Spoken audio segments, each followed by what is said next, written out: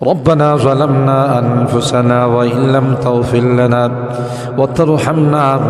لنكونن من الخاسرين ربنا فاغفر لنا ذنوبنا وكفر عنا سيئاتنا وتوفنا مع الأبرار رب ارحمهما كما ربياني صغيرا رب ارحمهما كما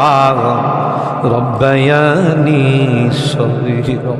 রব্বুল আলামিন আল্লাহ কোন কোন শীতের মধ্যে ঐতিহাসিক খোলাপাড়াবাসীর উদ্যোগে আল্লাহ